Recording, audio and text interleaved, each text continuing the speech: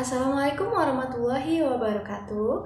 Perkenalkan, saya Mutiarani dari Ilmu Komputer 3 dengan NIM 0701211038. Saya di sini ingin membuat video pembelajaran tentang ejaan.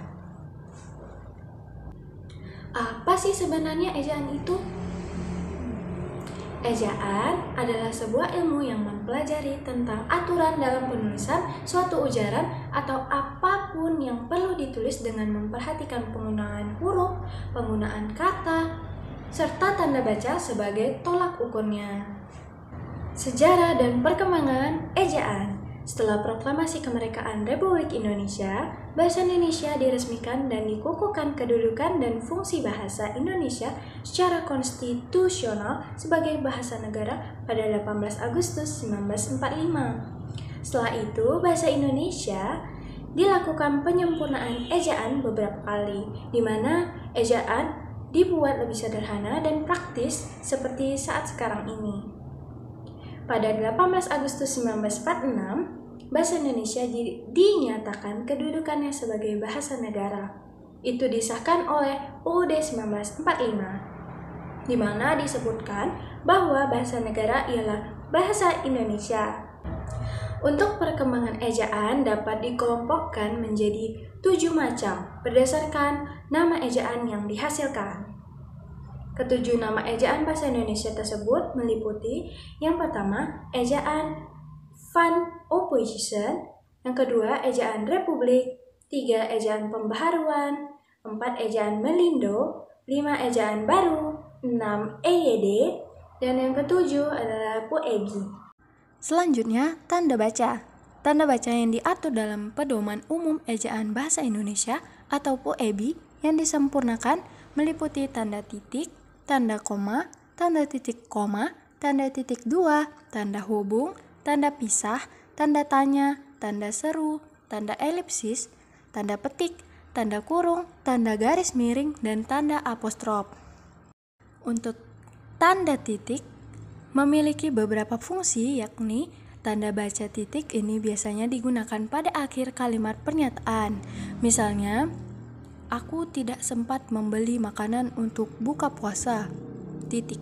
Tanda titik dipakai di belakang angka atau huruf dalam suatu bagan, ikhtisar atau daftar.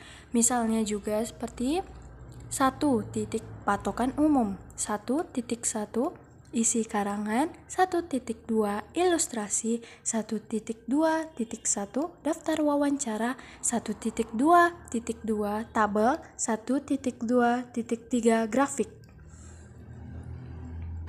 Tanda titik dipakai untuk memisahkan angka jam, menit, dan detik yang menunjukkan waktu atau jangka waktu. Misalnya 02.30.20 jam atau artinya 2 jam 30 menit 20 detik. Tanda baca koma. Contohnya, apel, jeruk, jambu, dan rambutan merupakan buah kesukaan adikku. Yang kedua, ini bukan milikmu, melainkan milik kakakku. Yang ketiga, tanda seru. Tanda seru ini digunakan untuk mengakhiri ungkapan atau pernyataan yang berupa seruan atau perintah yang menggambarkan kesungguhan, ketidakpercayaan, atau emosi yang kuat. Contohnya, lihatlah, ayo, merdeka. Tanda tanya. Contohnya, apa kabarmu? Siapa yang duduk di sebelah adikmu?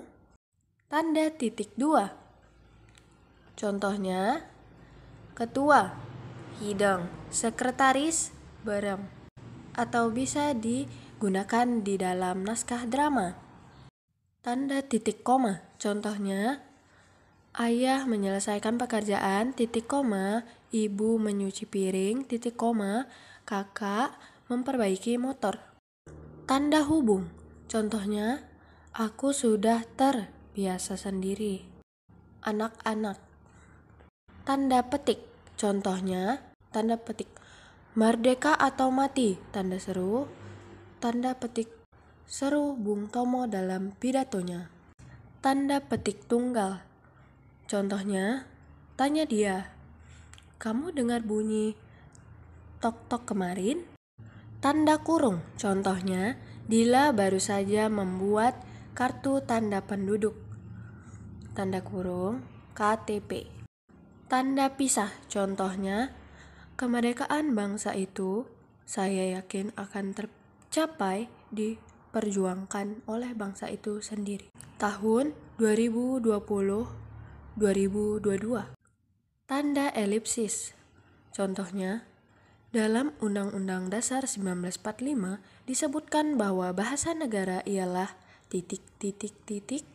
Tanda kurung siku, contohnya, buka kurung siku, lihat halaman 30-32, tutup kurung siku, perlu dipaparkan sekarang.